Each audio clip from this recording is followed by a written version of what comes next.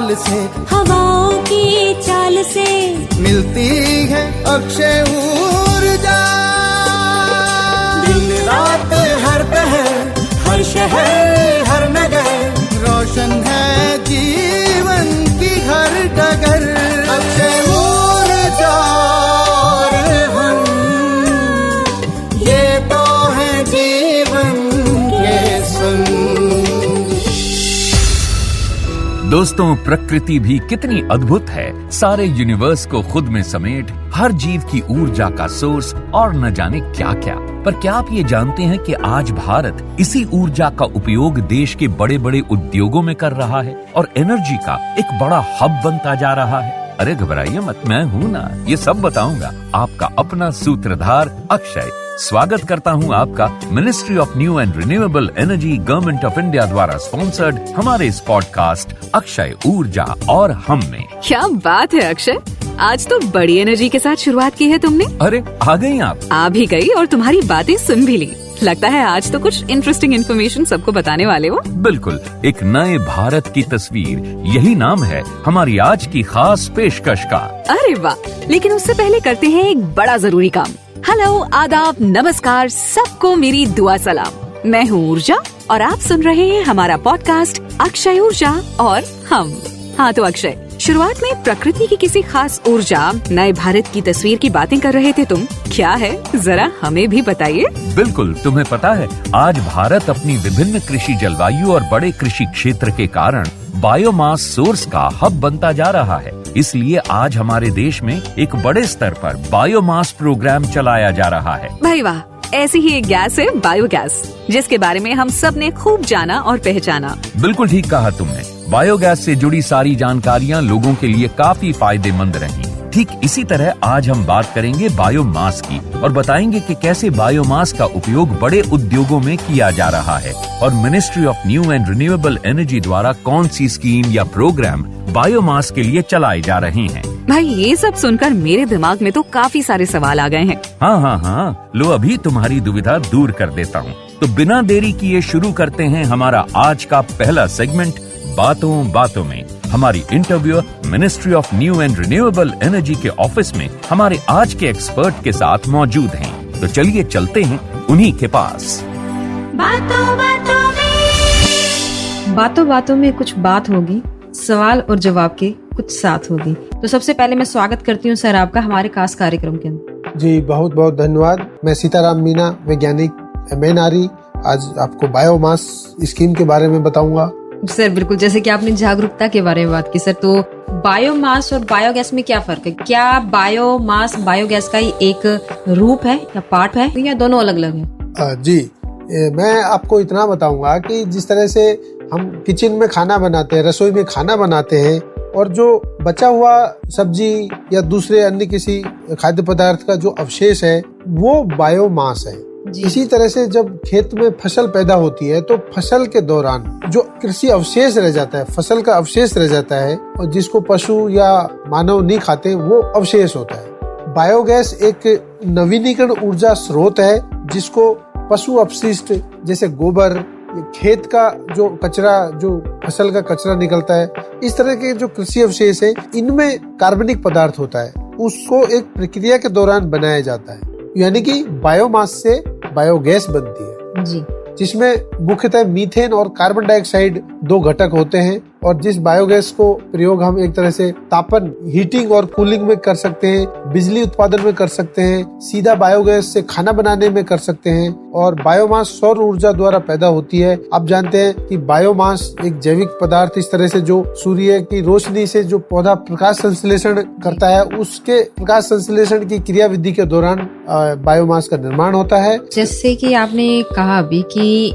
Biomass से biogas बनती है जी। समय है एक ब्रेक का, उसके बाद फिर मिलते हैं सर आपसे। जी अक्षय ऊर्जा हम, ये तो है जीवन के संग। ब्रेक के बाद स्वागत है आपका। तो आप ये कह सकते हैं कि क्या बायोगैस एक प्रोसेस है और बायोमास उसको बनाने वाला एक संयंत्र है, क्या हम ऐसा कह सकते हैं इसे? बायोमास एक तरह से कचरा, खेती का कचरा, गोबर या रसोई का कचरा, निकला हुआ कचरा, वो बायोमास है। और उससे एक प्रक्रिया के दौरान जो बायोगैस बनती है, जिससे हम खाना बनाते हैं या बिजली बनाते हैं या इस तरह से उपयोग में लेते हैं हीटिंग और कूलिंग में, वो बायोगैस है।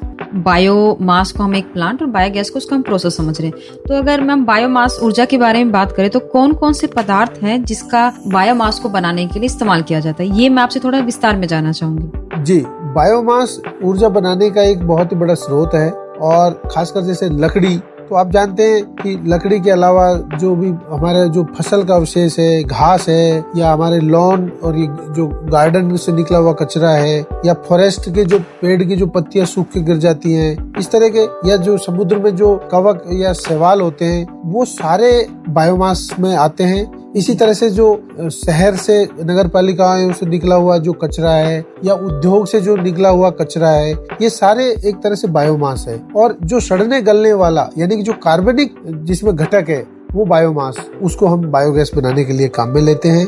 और जो बायोमास को आप एक तरीके से एक ये कह सकते हैं कि वो एक फ्यूल है, बायोफ्यूल है जी। और जो डेड मृत ऑर्गेनिक तत्वों से बनाया जाता है। पर ज्यादातर क्या होता है कि पेड़ पौधे, जिस तरह से हमारे धरती पे बहुत ही ज्यादा प्रचुर मात्रा में पेड़ पौधे हैं, तो इनसे बायोमास निकलता है। और ये कह सकते हैं कि आज हमारे पूरी दुनिया में ये कह सकते हैं कि 3,20,000 से अधिक प्रजातियां पौधों की हैं। और ये पौधे आप जानते हैं जो प्रकाश संश्लेषण की प्रक्रिया है, जिसके माध्यम से वो अपना खाना बनाते हैं, और इस तरह से ये पूरा एक बायोमास का निर्माण होता है। और जो फसल अवशेष हैं, जो रेजिड्यूज हैं, वो बच जाते हैं, उसको हम इस्तेमाल करते हैं हमारे बायोगैस बनाने के लिए। सर, अगर आज हम बात करें हमारे देश के बारे में, भारत के बारे में, तो आज हमारे देश को बायोमास ऊर्जा के सबसे बड़े स्रोत के रूप में देखा जा रहा है। तो मुख्य रूप से बायोमास क्षमता के कौन कौन से ऐसे संसाधन हैं, जरा एक नजर उस पर डालिए। जी, जैसा कि हमारा भारत देश कृषि प्रधान देश है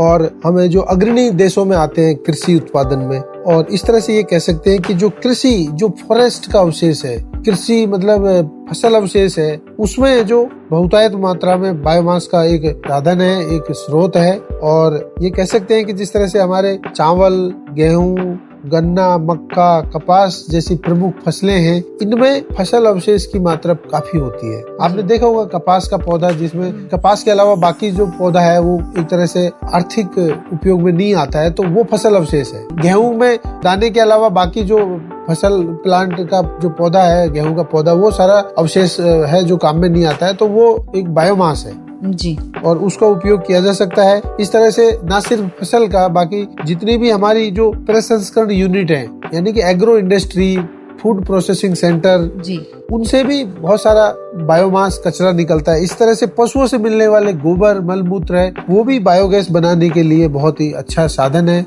इसी तरह से सुअर पालन, पोल्ट्री या बकरी पालन या दूसरे जो पशुधन, इस तरह के जो अपशिष्ट है, वो बायोगैस बनाने के लिए, या एक तरह से कह सकते हैं एक अच्छा बायोमास है। यानी कि हम इन सभी फसल अवशेष जिसकी आपने बात की, उनसे हम उन्हें एनर्जी क्रॉप्स कह सकते हैं। हाँ, मतलब इसी के साथ में जैसे एग्रीकल्चर क्रॉप है, उन्हीं के साथ में कुछ फसलें, कुछ प्रजातियां पौधों की ऐसी हैं जो बहुत जल्दी बढ़ती हैं जी, और उनका उत्पादन बहुत ज्यादा होता है, तो उनको भी हम एक एनर्जी क्रॉप की तरह कह सकते हैं। एनर्जी क्रॉप मुख्यतः ऐसी होती है जिनसे हमारा जो खाद्य श्रृंखला है वो प्रभावित नहीं होता। यानी अगर हम सारे गेहूं को बायोमास और दूसरे काम में लेंगे तो हमारे लिए एक संकट पैदा हो सकता है। इसलिए खाद्य जो सुरक्षा है, खाद्य जाल है, उस पर कोई प्रभाव ना पड़े, ऐसी फसलें जिनका प्रोग्रेस, जिसका वृद्धि बहुत ज्यादा होती है, जिनका प्रति एकड़ बहुत ज्यादा उत्पादन होता है, तो वो एनर्जी क्रॉप में आती हैं। और आगे मैं आपको बताऊंगा किस तरह से एनर्जी क्रॉप आज एक उभरता हुआ बायोमास का सोर्स है, साधन है, और जिसका उपयोग करके हम भारत में जो डीजल और पेट्रोल, जो संस्थागत जो हमारे तेल हैं, एनर्जी के साधन हैं, इनको कम करने के लिए किया जा सकता है। कृषि अवशेष के साथ में आपने देखा है भारत में बहुत सारे फॉरेस्ट, वन क्षेत्र है, तो वहाँ से भी जो हम लकड़ी का एक प्रोसेसिंग करते हैं, काम में लेते हैं, तो बहुत सारी जैसे लकड़ी की बची हुई चिप्स, बुरादा और ड्राई पत्ती, सूखी पत्तियां या फसल अवशेष जो है, उनमें भी बहुत ज्यादा बायोमास हो सकता है। और हम कह सकते हैं कि ऊर्जा के उत्पादन में भारत एक एनर्जी क्रॉप का तीसरा स्थान है। जी जी सर, तो अभी वक्त है एक छोटे से ब्रेक का। अक्षय ऊर्जा हम, ये तो है जीवन के संग। ब्रेक के बाद स्वागत है आपका फिर से। सर, अगर हम जैसे अब जैव ईंधन की आप बात कर रहे थे, जैव ईंधन के उत्पादन के लिए इसमें कौन कौन सी जो फसलें हैं वो आती हैं, उनके बारे में जानना चाहूंगी थोड़ा। मैम, इस दिशा में मैं आपको एक बात रखूंगा। जिस तरह से हमने हमारे नवीन और नवीनीकरण ऊर्जा मंत्रालय ने साल 2020 में एक पूरे देश भर में एक सर्वे करवाया था, जिसमें लगभग 250 से ज्यादा जिलों को हमने चयन किया और उसमें ये देखा कि किस तरह से बायोमास उपलब्ध होता है, कौन कौन सी प्रमुख फसलें हैं जहां पर इस तरह का बायोमास हमें मिलता है। जैसा कि हमारा भारत देश कृषि प्रधान देश है और 328 मिलियन हेक्टेयर कृषि क्षेत्र है और उस नेट जो क्रॉप एरिया है लगभग 147 million hectare net crop area है, उसमें से 750 मिलियन मेट्रिक टन एक बायोमास का उत्पादन होता है जी। और उस 750 मिलियन मेट्रिक टन में से जो सरप्लस होता है, जो अतिरिक्त बायोमास है जिसको हम ऊर्जा उत्पादन के लिए ले सकते हैं, वो करीबन 228 million metric ton surplus biomass है। तो अब सरप्लस बायोमास की बात करें, जैसे गन्ने का उदाहरण लीजिए, गन्ने का रस निकालने के बाद में जो पदार्थ बचता है उसे हम शुगर कैन ट्रेस या खोई कहते हैं जी। वो भी बायोमास है, अच्छी बेहतर क्वालिटी का बायोमास है। और अकेले हमारे जो गन्ने की बात करें तो लगभग 42 गीगावाट टन अकेले बायोगैस का जो गन्ने की खोई का एक क्षेत्र है। तो सर, अगर हम बायोमास से विद्युत बनाने यानी कि बिजली बनाने की क्षमता के बारे में बात करें तो इंडिया में कौन सा ऐसा स्टेट है या कौन सी ऐसी फसलें हैं जो हाल फिलहाल में सबसे ज्यादा अहम भागीदारी निभा रही हैं? मैम, बायोमास कोई अलग से उत्पादन करने की प्रोसेस नहीं है, लेकिन जो हमारा जो कृषि क्षेत्र है, कृषि की जो फसलें हैं उनके अवशेष से ही जो सह उत्पाद के तौर पे है। और राज्यवार बात करें तो अकेले पंजाब में 3 गीगावाट क्षमता की बिजली पैदा करने के लिए एक संभावना है। इसी तरह से उत्तर प्रदेश की बात करें, गुजरात की बात करें, महाराष्ट्र, मध्य प्रदेश, ये बड़े बड़े स्टेट है जिनमें लगभग 2.5 से लेके 3 गीगावाट बिजली उत्पादन करने की क्षमता रखते हैं। और जब फसलों की बात करें तो हमारे जो प्रमुख फसलें हैं, जैसे कि जो राइस चावल का उत्पादन है, चावल की फसल से अकेले लगभग 5.5 गीगावाट का उत्पादन किया जा सकता है। इसी तरह से कपास, गेहूं, मक्का, आलू की फसल में भी बहुत बायोमास होता है और इनसे लगभग 2 से लेके 5.5 गीगावाट उत्पादन करने की क्षमता इनमें होती है। इतना हमारे यहाँ इन फसलों का उत्पादन है और ये कह सकते हैं कि इस तरह के जो हमारा जो एक बहुत ही बड़े स्तर पर उत्पादन है फसलों का, उनसे निकला हुआ जो सरप्लस बायोमास है वो एक बिजली बनाने के लिए या उद्योग चलाने के लिए काफी है। अब जरूरत है इस बायोमास को उपयोग करके और सही दिशा में एक बायो एनर्जी प्रोडक्शन प्लांट या बायोगैस प्लांट स्थापित करने की। तो मतलब भारत को यूं ही कृषि प्रधान देश नहीं कहते, हमारी फसलों में काफी कुछ छुपा है हमें देने के लिए, समाज को देने के लिए। बिल्कुल सही सर। अब समय है एक ब्रेक का, उसके बाद फिर मिलते हैं सर आपसे। सवाल जवाब की ये छड़ी यूं ही लगी रहेगी। अक्षय ऊर्जा हम, ये तो है जीवन के संग। ब्रेक के बाद स्वागत है आपका। तो सर, अगर हम इसी डायरेक्शन में आगे बढ़ते हैं, बायो एनर्जी की हम लोग बात कर रहे हैं, तो क्या सरकार कोई इस एनर्जी को लेकर कोई प्रोग्राम चला रही है ताकि ज्यादा से ज्यादा लोगों तक इसकी पहल पहुंच सके, ज्यादा से ज्यादा लोग इसके बारे में जान सकें? बिल्कुल।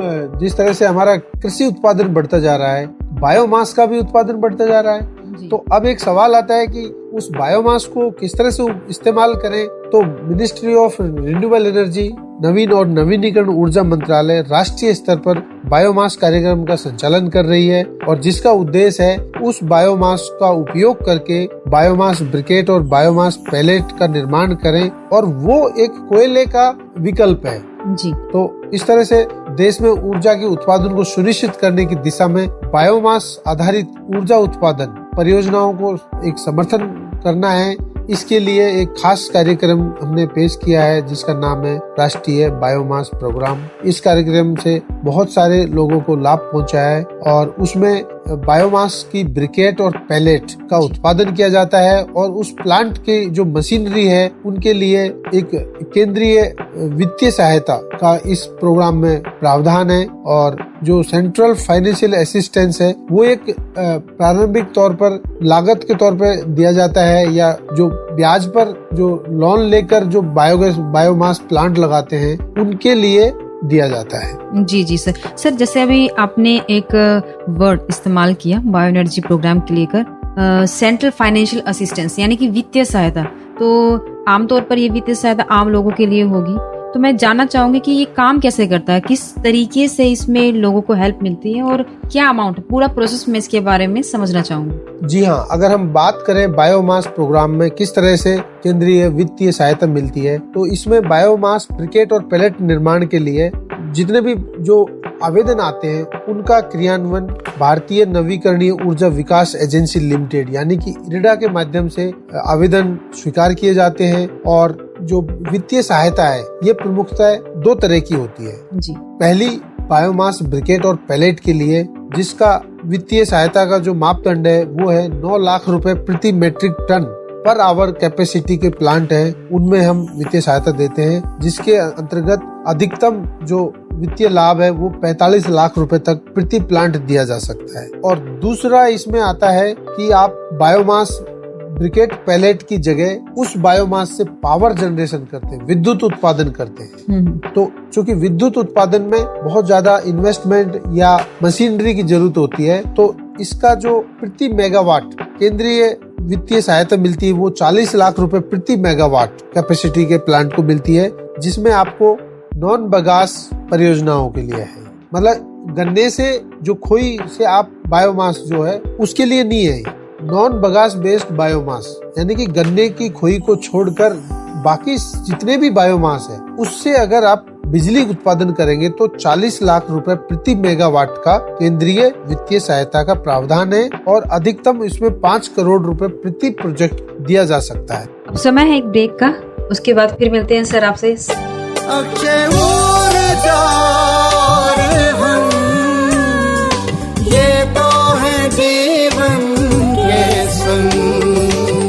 ब्रेक के बाद स्वागत है आपका। तो सर आपने बात की किस तरीके से वित्तीय सहायता यानी कि सेंट्रल फाइनेंशियल असिस्टेंस प्रोवाइड किया जा रहा है और कैसे इसके लाभ उठाए जा रहे हैं। तो अगर मैं इसके प्रोसेस के बारे में बात करूं, यानी कि मैं ये कहूं कि मुझे चाहिए ये सब्सिडी, मुझे बायोगैस प्लांट लगाना है, बायोमास प्लांट मुझे लगाना है, तो क्या प्रोसेस मुझे फॉलो करना होगा? CFA का लाभ एक ऑनलाइन प्रक्रिया के माध्यम से उठाया जा सकता है, जिसके लिए आपको जरूरत दस्तावेज के साथ अपनी एप्लीकेशन बायो ऊर्जा पोर्टल biourja.mnre.gov.in पर भेजनी होगी। बस शर्त ये है कि ब्रिकेट और पैलेट मैन्युफैक्चरिंग प्लांट के लिए आपको 12 महीने तक का टाइम देंगे और non bagasse based power generation है उसके लिए आपको 24 महीने 2 साल का एक अवधि देते हैं, जिसके दौरान आपको अपना प्रोजेक्ट कंप्लीट करके जमा करना होगा, तब जाके आपको सब्सिडी के लिए आप एलिजिबल होंगे। और उसके लिए भी हम आपको 30 दिन का टाइम देंगे कंप्लीट होने के बाद में। किसी कारणवश अगर आपका प्रोजेक्ट रेडी नहीं होता है तो आपको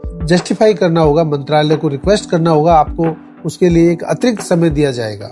जी सर। तो बायो ऊर्जा पोर्टल पर जाकर हम अपनी फाइनेंशियल असिस्टेंस जो हमको चाहिए उसकी एप्लीकेशन हम जमा करवा सकते हैं। एप्लीकेशन सबमिट करने का प्रोसेस क्या होगा, कुछ पॉइंट्स अगर आप हाईलाइट करना चाहें हमारे सभी लिसनर्स के साथ। देखिए, CFA की ऑनलाइन प्रक्रिया बहुत ही आसान है। सबसे पहले आपको बायो ऊर्जा पोर्टल पर रजिस्ट्रेशन करना होगा और सफल रजिस्ट्रेशन के बाद में जो प्लांट और डेवलपर को लेकर कुछ जरूरी कागजात दस्तावेज हैं, इनको आपको अपलोड करना होगा और इस तरह से आप आसानी से अपना आवेदन जमा कर सकते हैं। जैसे ही आपने डॉक्यूमेंट और एप्लीकेशन अपलोड होती है तो इसकी जांच के लिए इसे इम्प्लीमेंटिंग एजेंसी यानी कि जो क्रियान्वयन एजेंसी है उसको भेज दिया जाता है। इम्प्लीमेंटिंग एजेंसी इसकी पूरी तरह जांच करती है और यदि कोई गलती से कोई डॉक्यूमेंट या जानकारी अगर छूट गई है तो इसको ईमेल से आपको इन्फॉर्मेशन मिलेगी, डेवलपर को सूचित किया जाएगा और उसको सही करेक्ट भी किया जा सकता है। फिर MNRE द्वारा एक इन प्रिंसिपल अप्रूवल यानी कि सैद्धांतिक मंजूरी आपको मिलेगी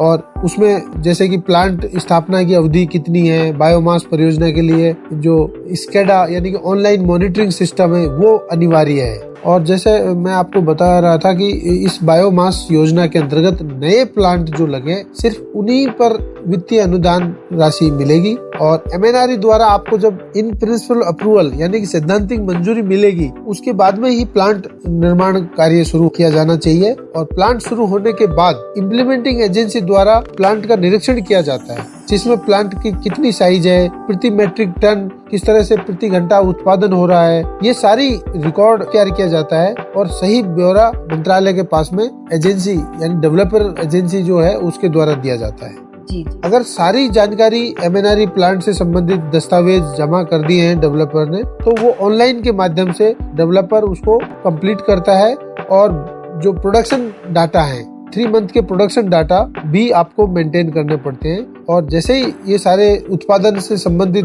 डाटा जब इम्प्लीमेंटिंग एजेंसी के माध्यम से मंत्रालय के पास आ जाते हैं, तो ऑनलाइन डायरेक्ट बेनिफिट ट्रांसफर के माध्यम से जो सब्सिडी है वो हितग्राही के बैंक खाते में जमा कर दी जाती है। जी sir, I think it's a very simple process जिसमें आप ऑनलाइन के माध्यम से स्टेप टू स्टेप कहीं से भी यानी कि अपने ऑफिस या घर से आप अपना रजिस्ट्रेशन करवा सकते हैं। अक्षय ऊर्जा हम, ये तो है जीवन के संग। तो हमारे सभी सुनने वालों का एक बार फिर से स्वागत है ministry of new and renewable energy government of India द्वारा स्पॉन्सर्ड हमारे इस पॉडकास्ट अक्षय ऊर्जा और हम में। अब चलते हैं हमारे अगले सेगमेंट की तरफ। एक कहानी हमारी जुबानी में। महेश जी हमारी आज की कहानी के मुख्य किरदार हैं, जो रागते हैं अपनी जिंदगी में एक अलग ही राग। तो चलिए सुनवाते हैं हमारा अगला सेगमेंट, एक कहानी हमारी जुबानी। एक कहानी हमारी जुबानी। अरे क्या बात है, आजकल तो पार्क बड़े साफ लग रहे हैं और स्ट्रीट लाइट भी अब तो हर गली में लग गई है। हाँ सुशीला जी, लग तो गई है, पर हमें तो लगता है कि ये 4 दिन की चांदनी है। जैसे ही कोई नया रूल पास होगा ये सब हट जाएगा, देखिएगा। जब भी बोलते हो बुरा ही बोलते हो। अरे कभी तो अच्छा बोला करो, किसी के काम की सराहना किया करो। अरे तो आप क्यों बुरा मानती हैं? यही होता आया है और यही होता रहेगा। बिल्कुल नहीं जनाब, ये नया भारत है, इसमें हो रहा है बहुत कुछ खास। चारों तरफ हो रहा है विकास ही विकास। हो क्या बात है सुशीला जी, कैसी तुकबंदी बनाई जा रही है आज है? भाई देखिए, जो भी कुछ कहना है साफ साफ कहिए। अच्छा महेश जी, एक बात बताइए, आजकल आपको शहरों की कॉलोनीज में, गलियों में स्ट्रीट लाइट और साफ सफाई नजर आ रही है? आ तो रही है। जानते हो क्यों? देखिए सुशीला जी, हमने नोटिस जरूर किया है, लेकिन कारण नहीं मालूम। ये सब हो रहा है नवीन और नवीकरणीय ऊर्जा मंत्रालय की वजह से। नवीन और नवीकरणीय ऊर्जा मंत्रालय की वजह से? जी। अच्छा जी, वो कैसे? नवीन और नवीकरणीय ऊर्जा मंत्रालय भारत सरकार विद्युत उत्पादन व फ्यूल को पैदा करने के लिए शहर और गांव में बड़े स्तर पर बायोमास प्लांट लगा रही है। अच्छा। जिससे पैदा होने वाले विद्युत और फ्यूल का उपयोग बड़े उद्योगों, शहर और गांव में बिजली सप्लाई के लिए किया जा रहा है। अच्छा जी। बिल्कुल, इसीलिए आज भारत बायोमास उत्पादन का एक बड़ा सोर्स बनता जा रहा है। तो क्या हम इसकी शुरुआत कर चुके हैं? जी, शुरुआत तो हम बहुत पहले कर चुके हैं। अच्छा, वो कैसे? बायोगैस के रूप में। ओह लेकिन अब देश के हर राज्य में बड़े स्तर पर बायोमास के प्लांट लगाए जा रहे हैं। क्योंकि हम सब जानते हैं भविष्य में बिजली और ईंधन की कितनी कमी होने वाली है। सो तो है। वो सारी कमी पूरी करेगा बायोमास प्लांट। तो सुशीला जी, एक बात बताइए, जब ये प्लांट इतने बड़े स्तर पर लगाए जा रहे हैं तो क्या ये काम सिर्फ सरकार कर रही है? महेश जी, नवीन और नवीकरणीय ऊर्जा मंत्रालय दे रहा है उन सब डेवलपर्स का साथ जो आज बायोमास लगाकर कर रहे हैं देश का विकास।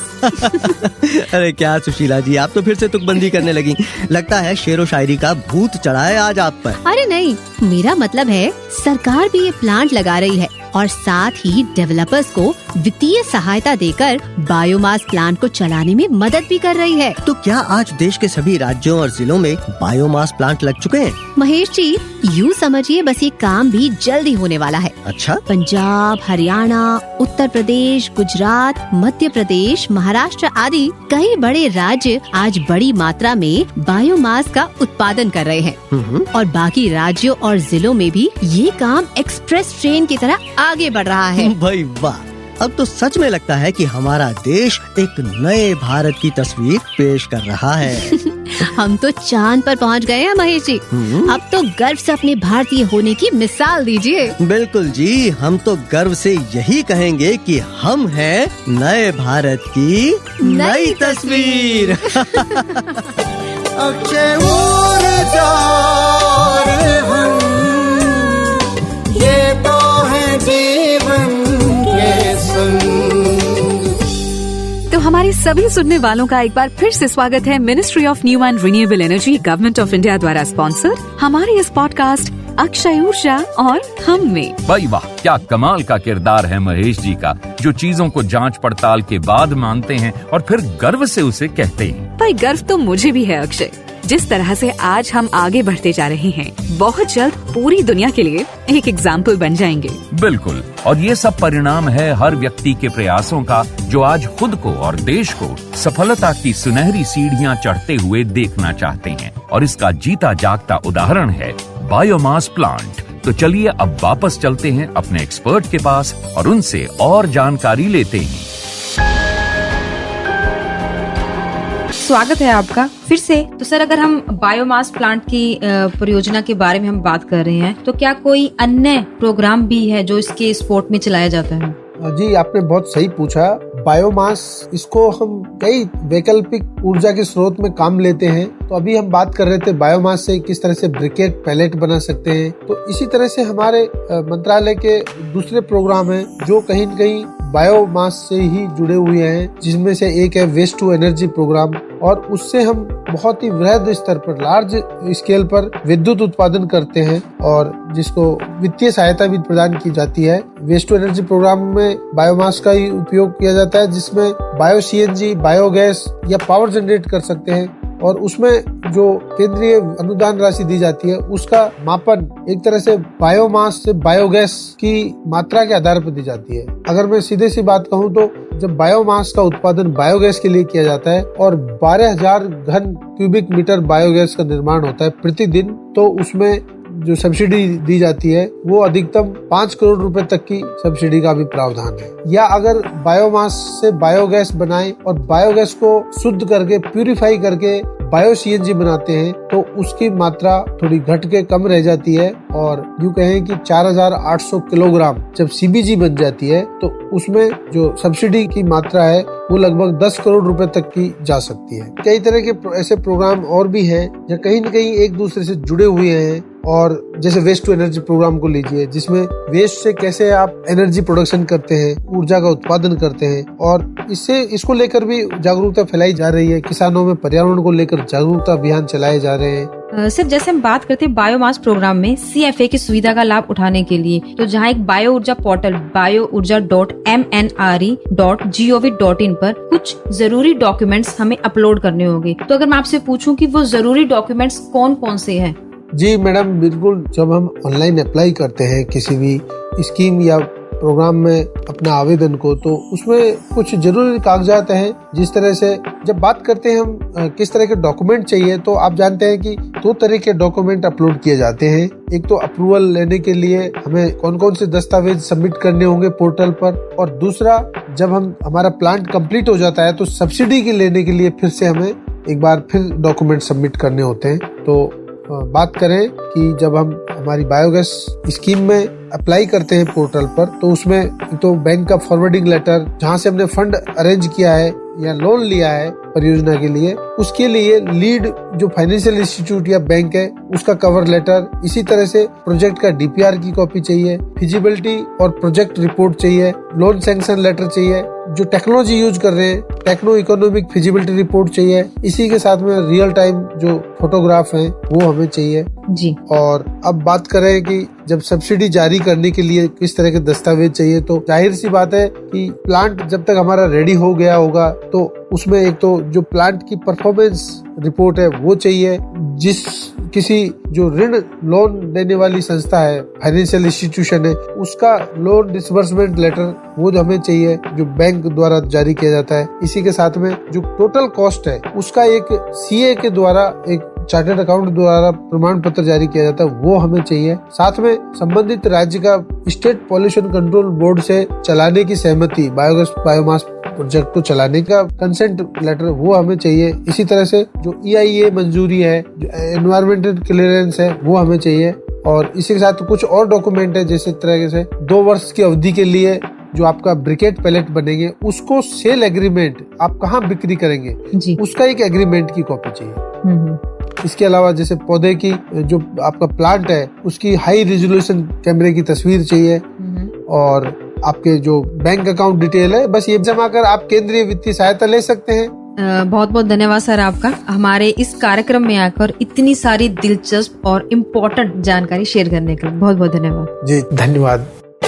अक्षय ऊर्जा और हम, ये तो है जीवन के संग। तो हमारे सभी सुनने वालों का एक बार फिर से स्वागत है ministry of new and renewable energy government of India द्वारा स्पॉन्सर्ड हमारे इस पॉडकास्ट अक्षय ऊर्जा और हम में। आज तो बायोमास के बारे में हमें सारी जानकारी बड़ी डिटेल के साथ मिल गई अक्षय। ठीक कहा आपने। तकनीक और प्राकृतिक ऊर्जा की एक अद्भुत झांकी पेश करता है नवीन और नवीकरणीय ऊर्जा मंत्रालय। बिल्कुल, बायोगैस के क्षेत्र में देश लगातार आगे बढ़ रहा है। अगर आप सब्सिडी या इससे जुड़ी कोई और जानकारी चाहते हैं तो बायोगैस पोर्टल biogas.mnre.gov.in पर जाकर ले सकते हैं। किसी प्रकार की सहायता हेतु हेल्प डेस्क पर संपर्क भी कर सकते हैं। तो अब इजाजत दीजिए, इंतजार कीजिए ministry of new and renewable energy government of India द्वारा स्पॉन्सर्ड हमारी इस पॉडकास्ट सीरीज अक्षय ऊर्जा और हम की अगली कड़ी का, और सुनते रहिए अक्षय ऊर्जा और हम। फिर मिलेंगे। Bye bye. अक्षय ऊर्जा और हम, ये तो है जीवन के संग। सूरज की किरणों से, नदियों की ताल से, हवाओं की चाल से मिलती है अक्षय ऊर्जा। दिन रात हर पहर हर शहर